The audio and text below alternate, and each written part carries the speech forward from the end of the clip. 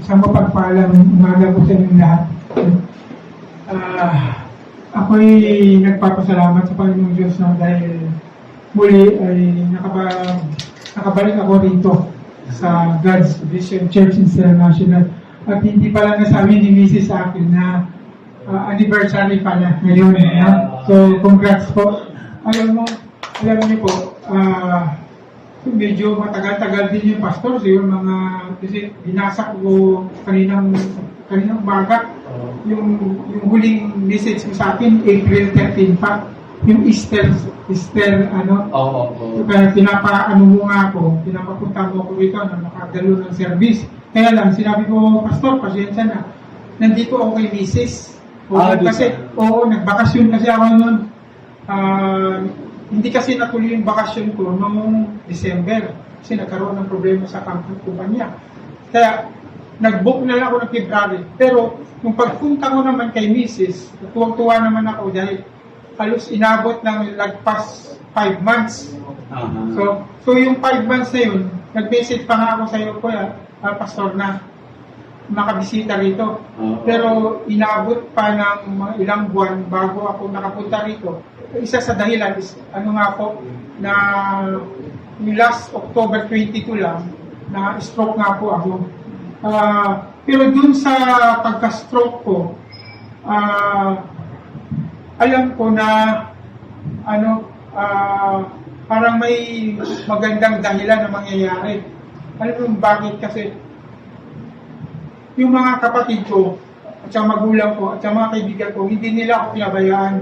At saka, alam mo, talagang hinawakan ako ng kapatid ko. Sabi niya na, huwag kang mag-alala, akong bahala sa'yo. Alam mo, yung narinig ko, hindi lang galing sa kanya, kung galing sa Diyos yun.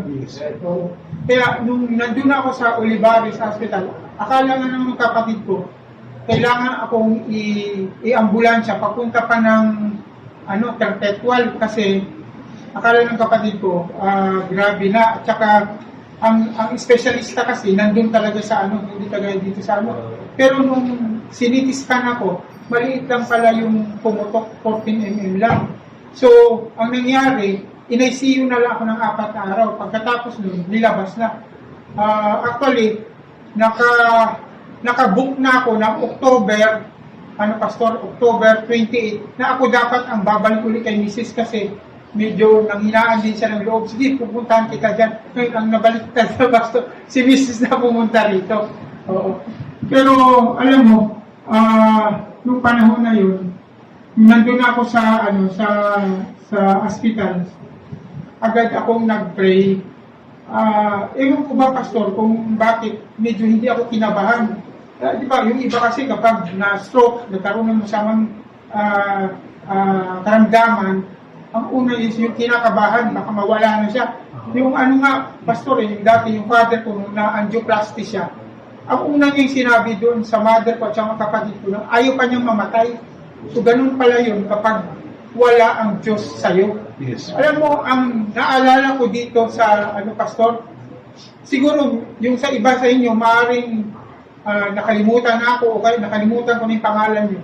Pero, ang hindi ko nakalimutan, pastor, yung pagiging tapat natin sa Panginoon. Yeah. No? So, dapat yun ang mahalaga. So, tingnan mo, actually, dapat, ang church ko sana ngayon, doon sa Pampanga. Ang maganda naman doon kasi, pastor, is yung kapatid ko, si Jojo ko, is mas lalong lumapit sa Panginoon. Talagang humingi siya ng tawad, talagang nagpakumbaba siya. Nakita ko tayo, pastor, ilang araw na siya iniyak. Nawala yung kumpanya niya, yung brand niya. Ito, apektado kami. Pero ang maganda naman, tinimok siya ni Lord naman, mas lalong magpakumbaba at saka magbago. So, kaya nagpaalam ako sa kanya, Joe, baka hindi muna ako makapunta dyan kasi gusto kong magpasalamat sa dating church ko, lalo kay Pastor Ram. Kasi isa sila na nag-corporate prayer para gumaling ako. Ganun din naman, pastor, ang ginawa nila doon. So, hindi mo ba alam, pastor, nung lumabas pala si Mrs. sa'yo kami sumangguni dun sa naging problema. Pero alam mo yung pastor, pagkatapos nun, talagang sinurrender ko yung sarili ko. I confess, I repent. Pero natural, hindi siya madali. So inabot ng ilang buwan o taon para maayos. Pero ang natutunan ko is, pag lumapit ka pala sa Diyos, babalik pala yung ang pag-ibig sa iyo ng Panginoon.